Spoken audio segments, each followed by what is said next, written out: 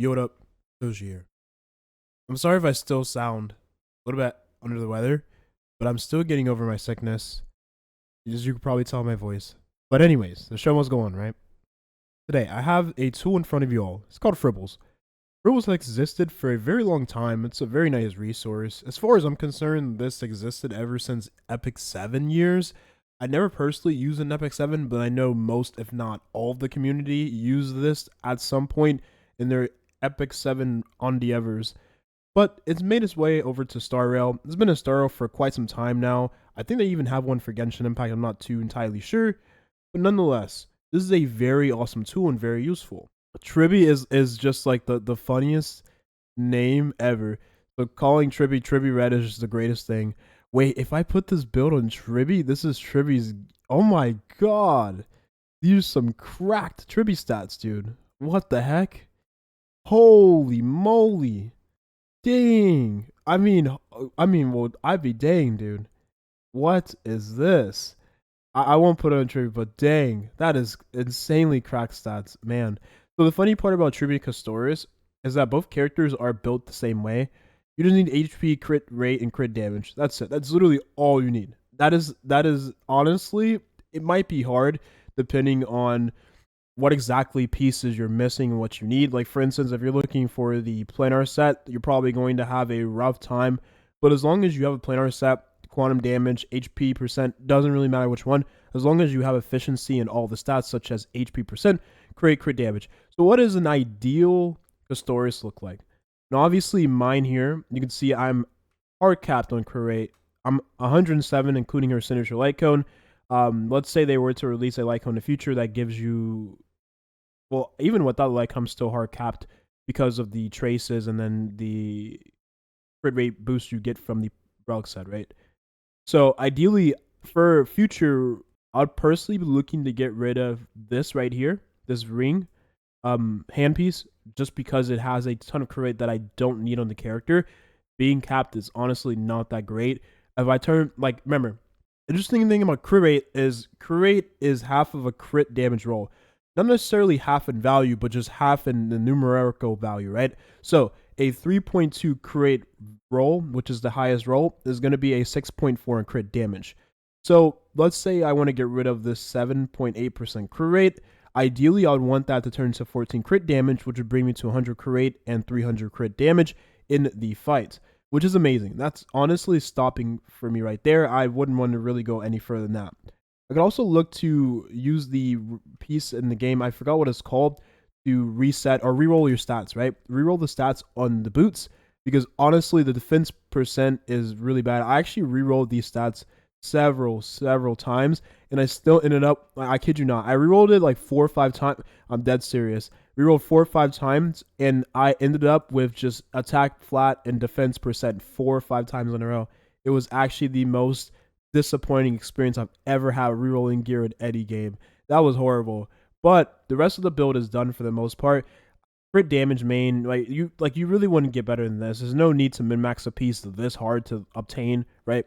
This would be like the hardest piece to obtain on the account. There really is no need to min-max. It has a bunch of good stats. Only one wasted stat. It really isn't that big of a deal. It has the crit rate and the HP percent. That's all you can really ask for. As for other pieces too, right? HP percent, crit damage. It really doesn't matter if you get HP percent rolls, because that is a roll that is not wasted on the character, because she is an HP scaling damage dealer. And keep in mind, in this game, we don't really have any, if many, HP boosting characters, right? One, Lynx, maybe more. I'm not remembering at the top of my head. I know that Tribby does increase her own HP, so she's a little bit different, but we don't have very many characters that are honestly viable with her that increase her HP. So as long as you're getting HP percent, crit damage, and crit rate, can't really complain about what you're like, what the stats are being allocated into, right? Now, as for the Lycon choice, because obviously this character is very well bait, right? She's coming up on the anniversary, the 2-year anniversary for Honkai Star Rail. There really isn't very many Lycon choices you can use on the character, but you're able to change the light cone choice here. So, like, let's say you don't want our signature light cone because you're free to play, right? And you don't want to spend that much on resources. You can try to go for the, well, you said free to play, right? So you're not going to obviously go for the battle pass light cone. I mean, you don't really have much choice, if I'm being honest. I really do think the timing of this is actually really bad because like, what do you do if you are free to play? Do you go for one of these 3-star like Lycones? Because if you go for a 3-star Lycone, look at the HP I have, right? I have 8,500 HP. Now let's say I change the signature Lycone to a 3-star Lycone. Let's say Shadowburn, right? I don't know which one is like decent for her. I drop all the way down to 6,600. That is a huge DPS loss. A huge DPS loss. And also keep in mind, with Castorice Lycone, you're ignoring the enemy's defense as well. So you're losing out on even more damage. Now, that's not to say that they wouldn't release a Lycone in the future. You're just out of luck for a while. It's worse than Acheron's situation because Acheron, at the very least, had a Lycone. Like, Acheron had Good Night and Sleep Well she could use. Although that was a gotcha Lycone, it at least existed, right? At the time of her banner arriving. There was also, like, what was there, like, a other 4-star Lycone she could have used? She wasn't really as bad as Castorice, still really bad, right? Because the difference between Good Night and Sleep Well, even at Refinement 5, to her signature Lycone was a pretty steep difference. Whereas Castorice, not having her signature and not having $10 to spare, I almost said 15, $10 to spare on the battle pass means you're going to have a Castorice that is significantly worse than a Castorice that has either $10 spent or a Castorice that got lucky or just spent pulls on the banner, right? So not necessarily free to, well, I say one banner, right? Not as free to play friendly. Very, very disappointing. Now, the cool thing about this is that you're actually able to see your damage numbers in battle, although it is a little bit take grain of salt, right? Because obviously the battles aren't going to go as planned as always, right? Either take it into consideration too, the enemies you're fighting, maybe some enemies have more resistance and all that jazz, right? You can see the numbers here, which is pretty nice, like massive numbers here. But again, this is not taken into account that you could get E1 Tribby and make her stronger, right? I'm using Bailu because she's going to be the most free-to-play friendly support or defensive option you can use with Castorice. Especially after the recent changes, I think Bailu is going to be a sleeper character to use alongside her. You also get an additional non-conditional revive to go along with Castorice, which I think is honestly really nice. You already get revives from Castorice, but you're getting an extra revive on top of that from Bailu. That is something that is heavily underrated with the character, and I think it's going to have a lot of value with Castorice in the near future. I'm looking forward to see how they both turn out with one another. Now, obviously, there is no way to cleanse in this team, so if you're CC'd, you're kind of just I don't know, like dumpstered, right? And I don't know if Castorice is like Jing, where if you're CC'd, your summon doesn't, or your member site doesn't get to take the turn. I don't know if that's the case with the character. I haven't really looked too much into like gameplay with the character, just overall what the character does in her kit. So correct me if I'm wrong on that. If she gets CC'd, then it probably will be problematic if she can't get the turn with her summon, right? But there is other defensive options you can use, like for instance, Lynx will be a very solid character, especially after the recent changes. You can change the characters here. So we can go for Quantum and then Harmony, which is going to be right here. Or Harmony Abundance, excuse me. Did I say Harmony Abundance? Guys, listen, I'm sick. The sickness has rotted my brain to the point where I don't even know what I'm saying anymore. And then we can go for the post-op conversation because this is honestly the best Lycone to use on Abundance characters that are not Lingsha and Gallagher. We can go for S1 because, again, you're not going to realistically have 5 copies reliably as a free-to-play, right? Especially if you are, pretend, a new player to the game, right? This team, honestly, will be pretty solid. Now, it's not going to be the best team in the world, but it will get the job done, especially after the recent changes with Castorice.